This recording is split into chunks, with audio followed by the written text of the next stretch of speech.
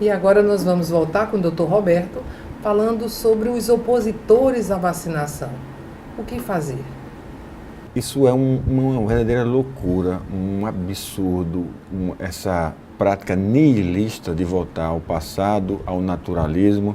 As coisas naturais são muito boas, mas é muito perigoso você querer conter os avanços da ciência, aqueles avanços marcados e significativos, em nome de uma evidência que não existe. Explico melhor. Eu não sei se você tem acompanhado, Miriam, mas as populações do mundo todo, elas têm alcançado uma expectativa de vida muito grande. Eu vou ser bem prático no que eu vou dizer a você. Uma mulher, no ano de 1950, na década entre 50 e 60, na época de Carmen Miranda, na época da nossa Miss Universo, que me faltou o nome agora. Marta Rocha. Marta Rocha, aquela dos centímetros. A expectativa de vida de uma mulher era de 50 anos. Ou seja, uma mulher brasileira, ela vivia entre 48 e 50 anos. E hoje uma mulher vive cerca de 77 anos. Uma das razões principais, eu vou repetir, uma das razões principais para que a humanidade tenha alcançado essa longevidade são as vacinas.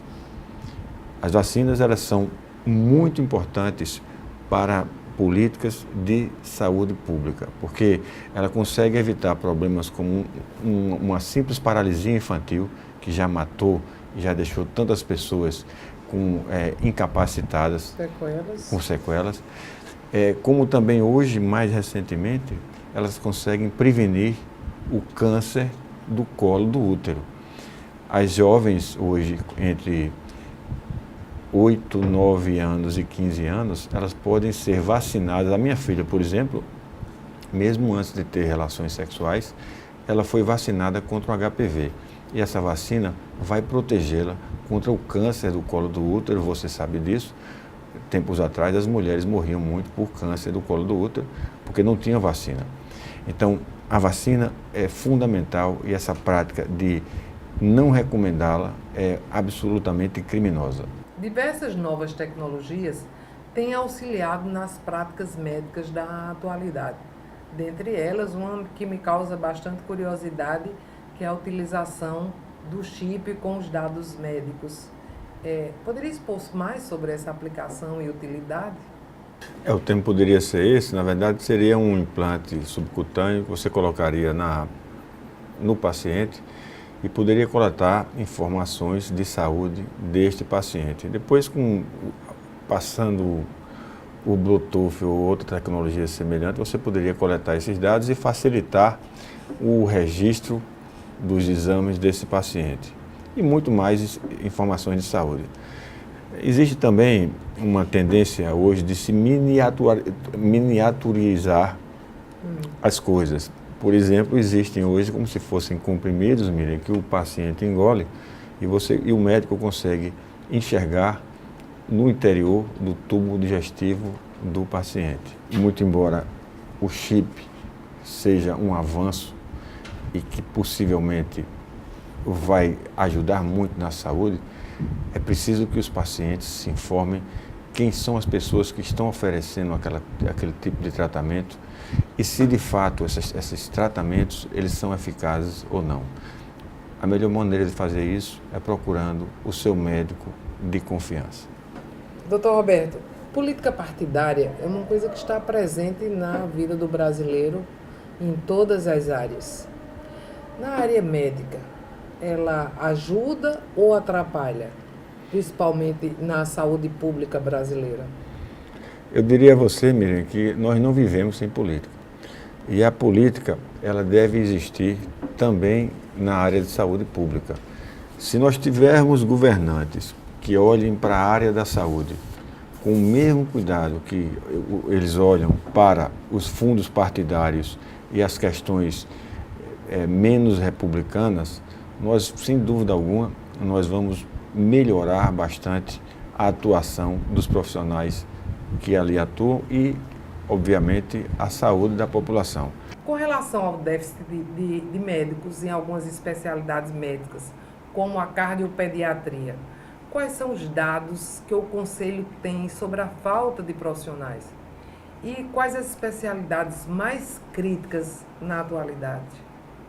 Mira, esse é um problema muito complexo. Se nós formos falar de uma maneira geral, global e macro, eu diria para você que o Brasil é o campeão mundial em número de escolas médicas. Então, eu não sei se você sabe, o nosso país tem cerca de 200 milhões de habitantes e a China tem mais de 1 bilhão, quase 1,5 bilhão de habitantes, e o Brasil tem mais escolas médicas do que na China. Ou seja, hoje no Brasil está se formando uma quantidade de médicos absurda. No entanto, assim, vamos pegar, por exemplo, a Paraíba. Miriam, em apenas 13 municípios da Paraíba, nós temos um médico anestesista morando na cidade. O que mostra que existe uma perversa concentração dos médicos nos grandes centros, nas grandes cidades, em particular João Pessoa, região metropolitana de João Pessoa, Campina Grande e Patos, em Cajazeiras. Mas isso é atribuído a quê, doutor Roberto?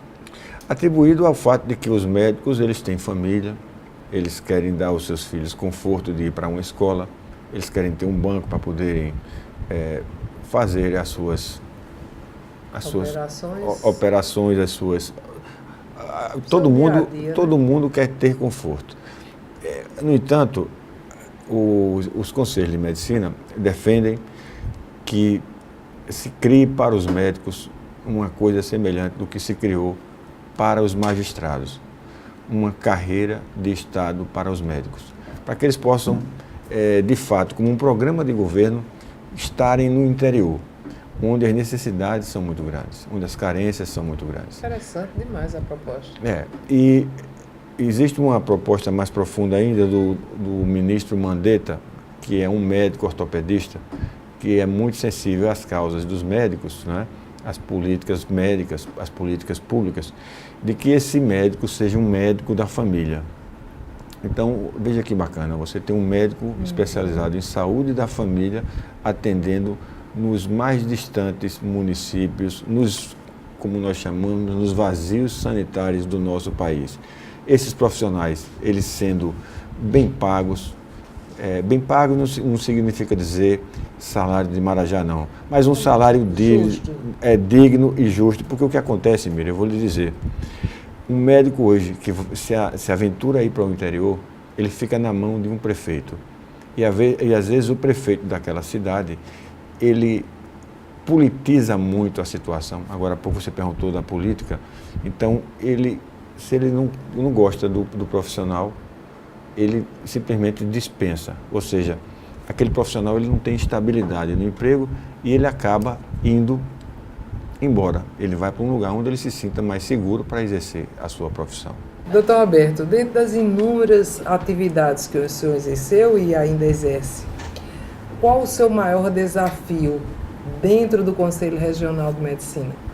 O senhor só vai responder isso no nosso próximo bloco. Vamos para um pequeno intervalo, voltamos daqui a pouquinho com mais Dr. Roberto Malhano. Voltamos já.